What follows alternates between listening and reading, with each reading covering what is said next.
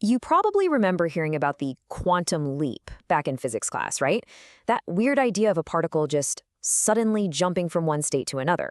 Well, today, we're diving into some fascinating material that connects that very concept to one of the most talked about moments in spiritual history. It's a totally different way of looking at things, so let's get right into it. Okay, so let's just do a quick refresher on the science here. In the quantum world, a particle, like an electron, doesn't just smoothly slide from one energy level to the next. Nope. When its environment gets hostile or unstable, it makes an instant jump. It's a quantum leap. The particle isn't destroyed, it just teleports to a new, safer state. The really key thing to grasp here is that it's an act of preservation. It's a leap, not a loss. Now, keeping that idea of a leap to safety in your mind, let's switch gears completely. The Qur'anic take on the crucifixion is pretty radical. It's not a story of death and resurrection. The system itself seems to have denied the event. The verse is crystal clear. They did not kill him, nor did they crucify him. It only looked like they did. So right away, we have a major puzzle on our hands. And that puzzle brings us to the absolute heart of what we're exploring today. If the physical act of death was literally rejected by the system, then what on earth actually happened? Well, the source material we're looking at offers an incredible alternative. It suggests we shouldn't see this as a failed execution, but as a successful cosmic preservation. In other words, a quantum leap. To really get this, we need to dig into a core principle from the source. It proposes that there's this fundamental law at play, something it calls the law of light. You can think of it like a rule of physics for truth itself and how it behaves when it's under attack. So, here it is, the law of light in a nutshell. Truth, which the source calls light, just can't exist in the same space as falsehood. When a bunch of people are dead set on a lie, like assuming they can kill a prophet, they basically create a toxic environment, and truth, to stay pure, has no choice but to reject that environment. And this whole thing happens in 3 stages, which sounds a lot like a quantum jump. First, you get what's called an energy mismatch. That's when people try to force a fake reality. Second, the universe itself says, nope, this system refuses to play along with the lie.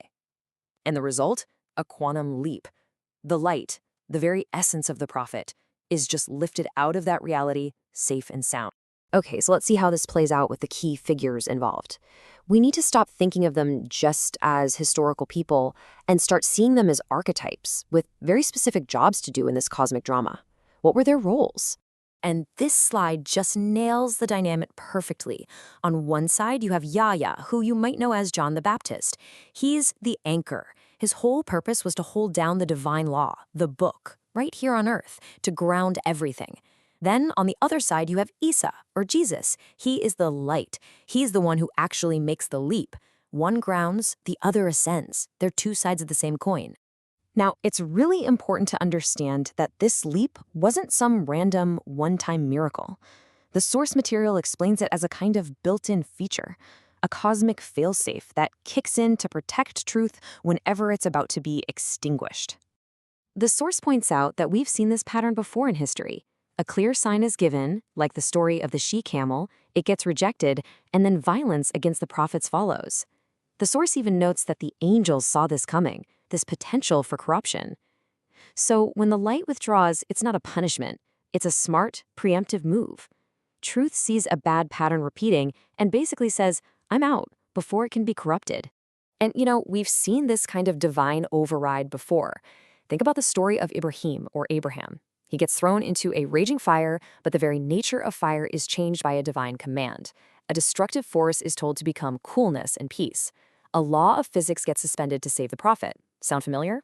It's the same principle as the law of death being suspended for ʿīsā. According to the source, this event with the fire establishes something called Ibrāhīm's gateway.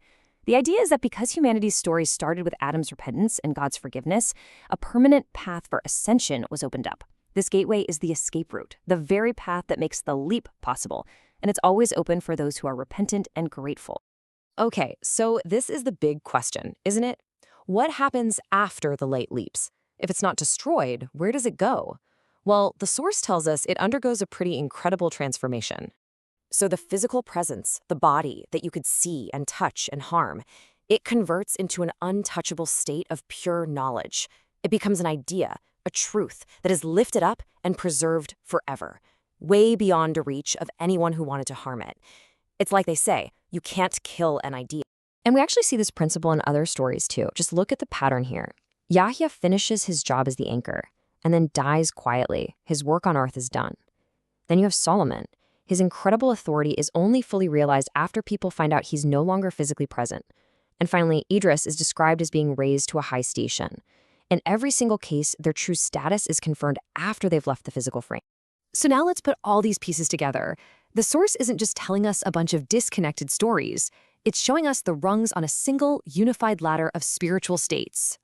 Now, this is really important. This is not a historical timeline. Don't read it from left to right. You have to think of it as a vertical ladder that you climb. It all starts with Adam's forgiveness opening the way up. Ibrāhīm's trial makes that path stable. Yahyā then anchors the divine law on earth, which sets the stage.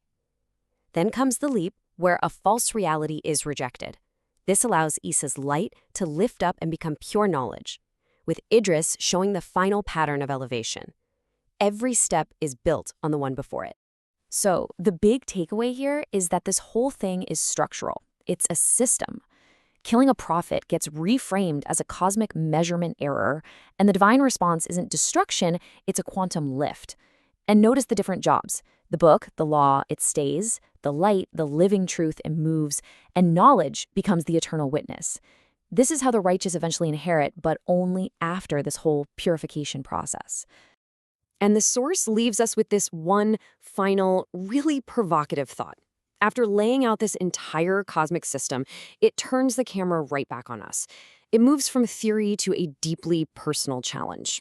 After all this, it asks, when will you become the living book? Something to think about, for sure. Thanks for joining us for this deep dive.